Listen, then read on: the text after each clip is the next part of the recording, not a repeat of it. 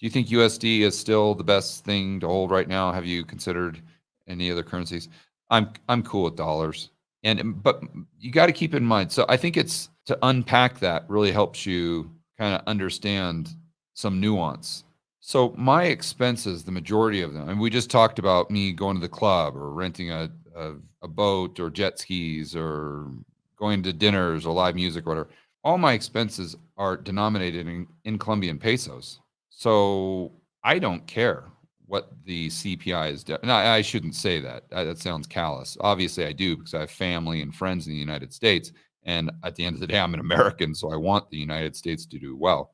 How the CPI impacts my personal expenses, it doesn't that much as far as the CPI in the United States. Why? Because the peso continues to go down against the dollar for a variety of reasons, and it's going down. It's depreciating faster than the inflation rate here in Colombia. So, in other words, let's say the CPI here is 5, 6, 7, 8%, probably higher than that now, maybe 10%, probably more, actually, now that I think about it. But let's just say the dollar is appreciated by 20% over the last year. Okay, that's exceeding the rate of inflation. So if the dollar is going up faster than the rate of inflation here locally denominated in pesos, I don't have a negative carry on my cash position. I have a positive carry. Whereas if I was in the United States and all my expenses were denominated in dollars as well, then I got a problem. It's a much different dynamic. So my point there is, for me, it makes a lot of sense to hold dollars in this type of environment.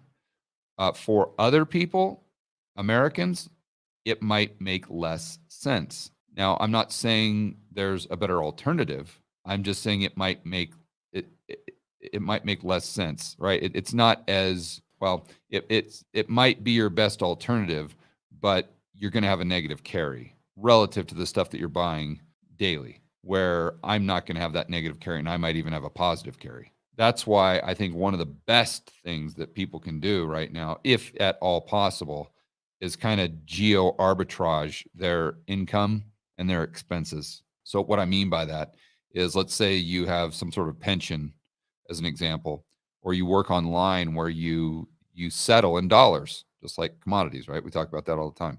So you're paid in dollars, but yet you spend 9 months out of the year in Mexico. And I'm not sure what the peso has done recently, but I'm sure the dollar, I'm almost sure the dollar has gone up against the peso as well. Or let's say you live in Japan, for heaven's sakes.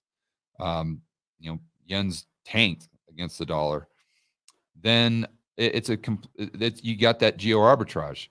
So then again, you're just like me, where if you hold dollars, you're actually increasing your purchasing power, instead of Americans that are having their purchasing power stolen from them daily. Main takeaway with that answer is investing well and setting up a strategic portfolio requires a lot of nuance. It's not just as simple as, George, what do I do?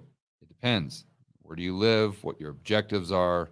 What's your age? Risk tolerance? I mean, there's so many of these variables. And if you just set up a portfolio just because I want mine to look exactly like George's, that's probably not a good idea.